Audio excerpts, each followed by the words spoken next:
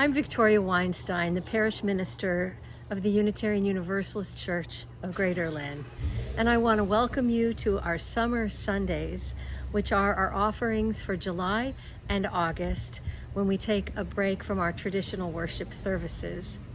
Summer Sundays are meant to be a little bit more contemplative, to help us gain spiritual strength and stamina for all that our lives demand of us right now.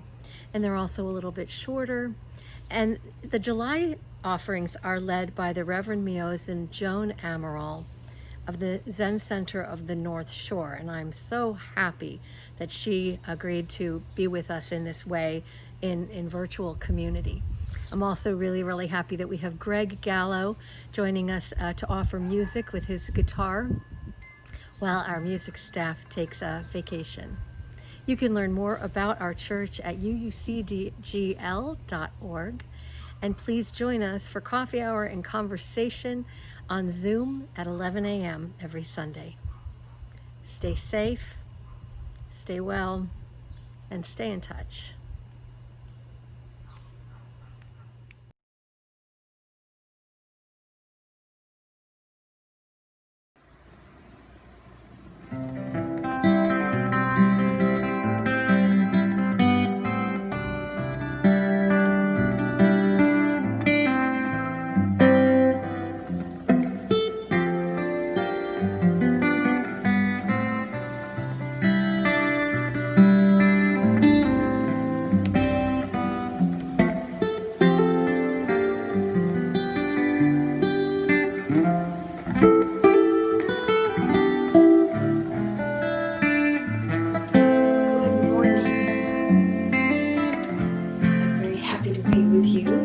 This is our fourth time together, and I believe this is the final one, at least in this series, our summer series, Sacred Summer Sundays. This has been a joy to share practice with you, so thank you for your presence. And here we are, sort of in the midst of summer, although maybe we've crested a little bit. I don't know exactly if we're more than halfway through the summer, but 4th of July is already a memory. We're approaching the end of July, and at least in New England, we really feel the preciousness of summer, how warm it is, and all the sunshine, and even when it rains, there's a lusciousness. It's so green and alive. So it's a beautiful time of year, and before we start to think too much about back to school, September, the fall, and we know what that means, what's coming, I wanted to just encourage us to settle in and just enjoy summer in New England, relaxing our body minds, really forefronting relaxation, enjoyment, soaking up sun and sky and water and sand. So there's a teaching that I'm really excited to share with you. It's from the Chan master Shotu. Chan, he was a Chinese Zen teacher over 1,000 years ago. And very ardent, sincere student whose practice was vigorous. He was a wonderful teacher, and he wrote several texts that are seminal in the Soto Zen school. One of them is The Harmony of Difference and Equality, which is the merging of two truths, the conventional truth and the absolute truth. Both are equally real and equally important. But towards the end of his life, this monk whose practice was so vigorous, who lived in the mountains, a very simple life, he shares with us in his text, The Song of the Grass Roof Hermitage. He shares with us his vision of a good life, a life approached with virtue, true practice. It's striking, but the tone and the language of this text toward the end of this monk's life. And I thought it would be a maybe a helpful backdrop for what I'm trying to convey. This mind of relaxation. Why? Because sometimes it's difficult to be human, if you've noticed. It's difficult. It gets very challenging. And for those of us humans in the justice movement, it can be overwhelming. We can burn out and then we give up and then we're of no use and then we're depressed and feel guilty. So how do we find a sustainable kind of tempo of engaging in this work without, killing ourselves in the process of trying to save everybody else? How can we find stamina, a realistic tempo that allows not just doing good in the world and for the world, but not sacrificing our happiness and our well-being in the process? I've been quoting lately another Chinese teacher who said, "Never trust a man who can't take care of his own body to manage the affairs of the world." That it's a bit of an ego trip, to burn ourselves out trying to help everybody else. It's interesting to consider that. And I think it's also very interesting and instructive to consider the connection between happiness and morality, true morality, morality from the inside out. That I do good because I want to be happy. When I'm not doing good, I don't know if happiness is really possible. Consider that. So let me just ring this bell so we can prepare ourselves to receive this sublime teaching of Shurtu, Zen Master Shurtu. Breathing.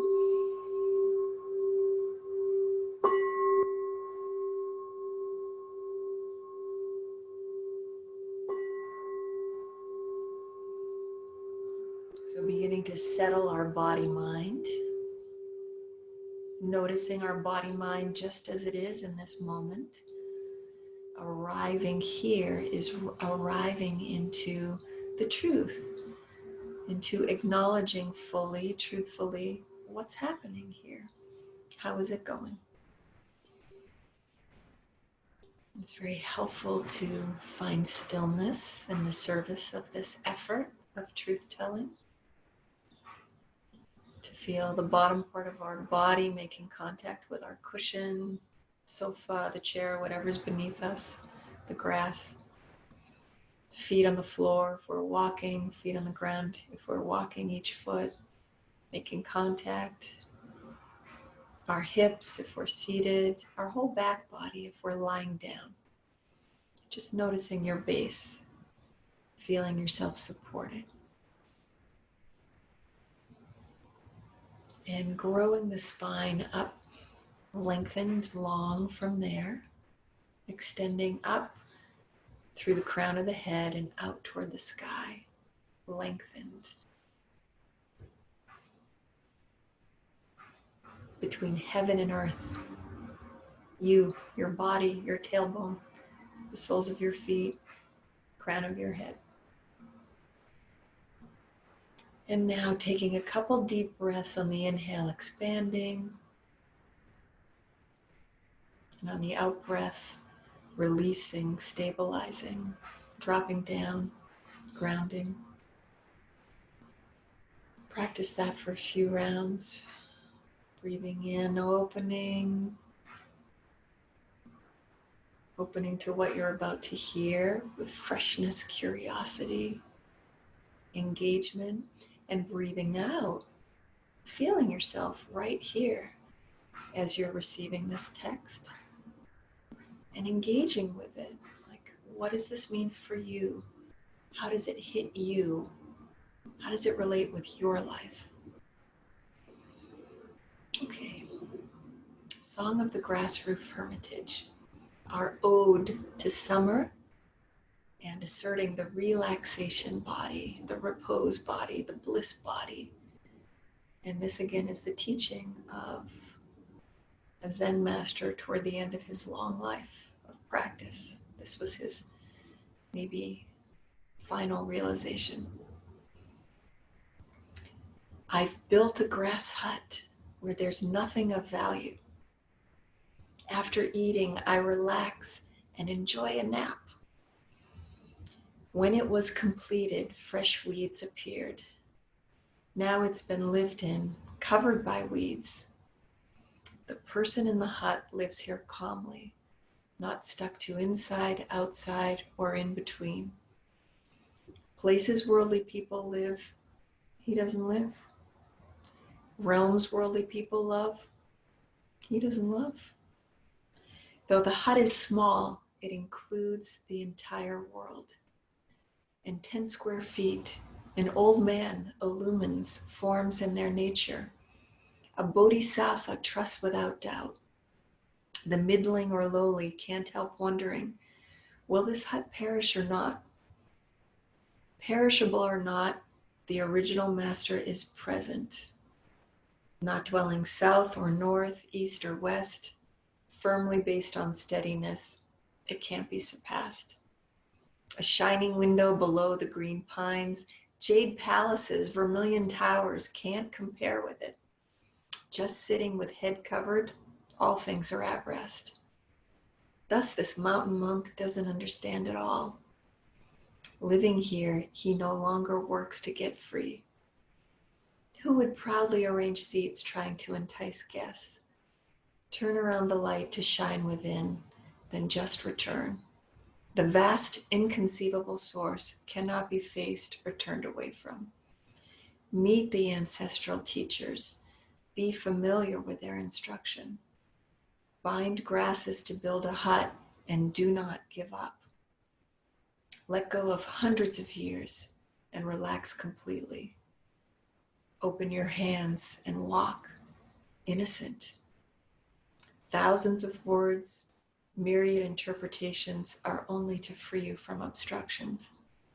If you want to know the undying person in the hut, do not separate from this skin bag here and now. Thank you, Master Shurtu. So that's his song of the grass roof hut, the grass roof hermitage, a hut that he built in the mountains. He didn't know if it was going to get blown over at any moment. And as soon as he built it, fresh weeds appeared. Ongoing.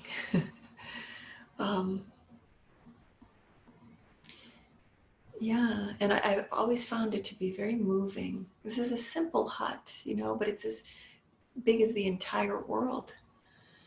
It's the whole world where we dwell, where we reside, where we inhabit, what we come home to.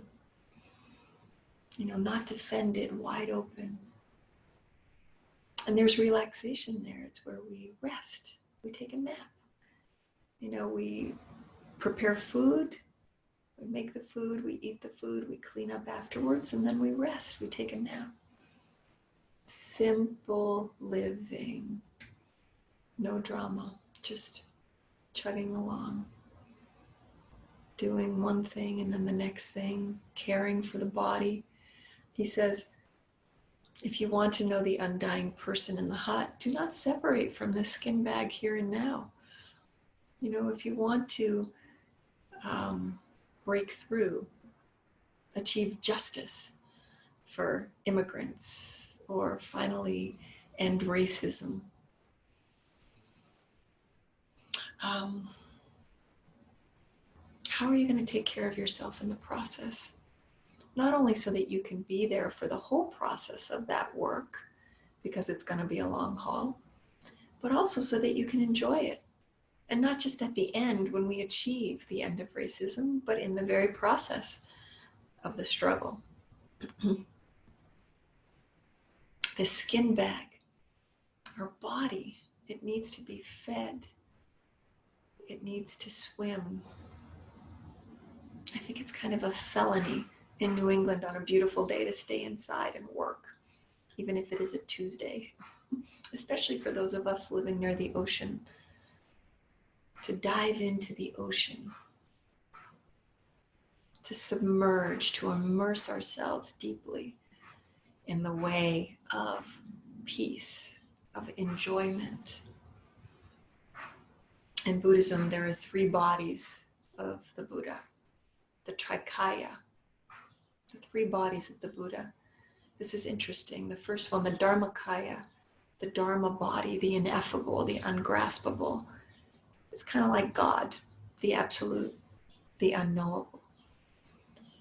The 3rd body, the Nirmanakaya body, is the manifestation body. That's kind of like Jesus in Christian terms, or Shakyamuni Buddha, the Buddha who walked the earth, Jesus who walked the earth, flesh. Someone we could relate with, we could touch. We could hear the teachings from, and we could ask questions of.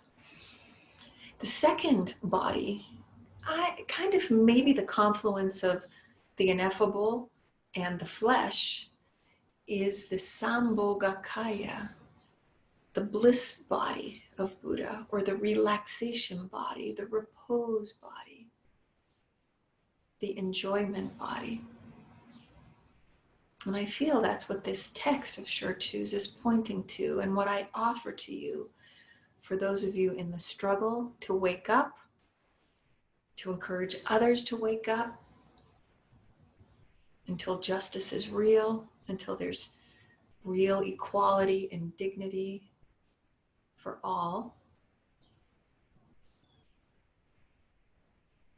That in order for us to stay in this work, we must find ways to pace ourselves.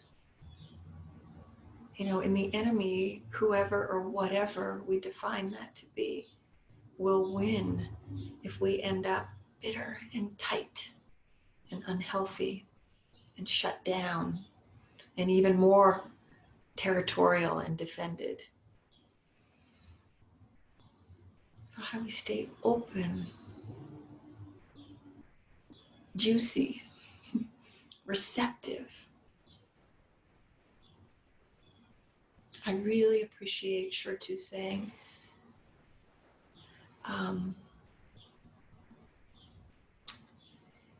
he talks about opening your hands. Meet the ancestral teachers, be familiar with their instruction. Bind grasses to build a hut, and don't give up.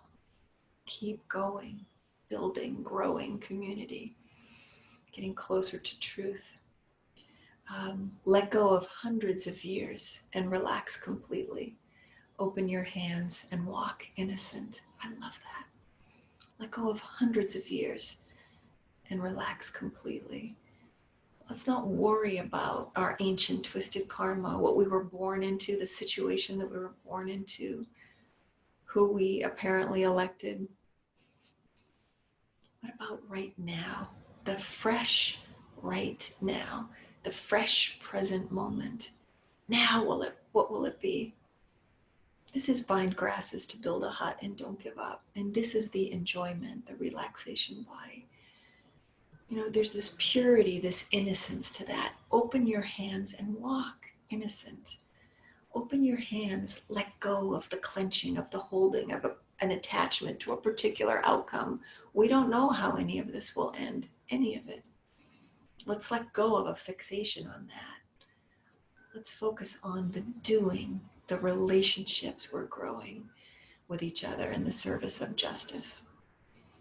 The beauties and the joys of diving into the ocean here on the North Shore and feeling the cool, refreshing quality of the water underneath the mighty, powerful, hot sun. Let go of hundreds of years and relax completely. Open your hands and walk. Keep moving. Keep the movement going. The movement, the collective movement of justice, the collective movement of liberation, and your personal movement of continuing to live, continuing to engage in your life, continuing to wake up, continuing to become more intimate with you yourself and therefore everybody else. Keep going. Walk innocent, open, undefended, available for love. So I just want to share in the last moment that there is an action coming up on Tuesday, day after tomorrow, Tuesday the 28th from 4 to 7 p.m. A bunch of us will be starting at City Hall in Beverly at 4 p.m. on Tuesday, and then walking the 7 miles over the bridge through Salem to the UU Church in Marblehead. And this is in solidarity with our Black brothers and sisters under fire now and for a very long time. So this is some of you remember maybe the car rally from last month, the We Can't Breathe car rally. This is the second incarnation. This is, we're not going away. This is not a one-shot deal. This is our life, and we're engaging with it, and we're committing to it, and we are walking together, innocent and free already. So maybe you'll join us for that. Maybe I'll see you there. All right, before we end, please come back to silence and stillness, knowing that this is so that you can prepare for movement and full expression. Take a deep, luscious breath in. Enjoy the breath in as you expand, and equally enjoy the breath out as you let go. Open, innocent, free.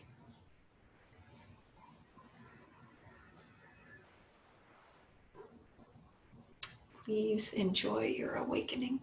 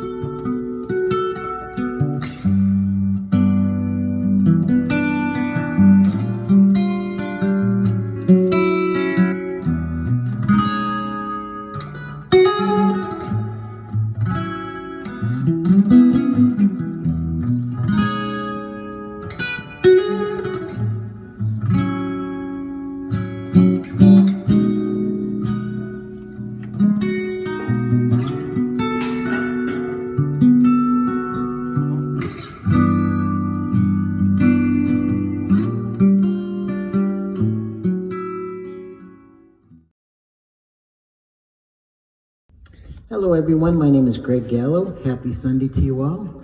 Check out this view over here. Beautiful day, beautiful ocean.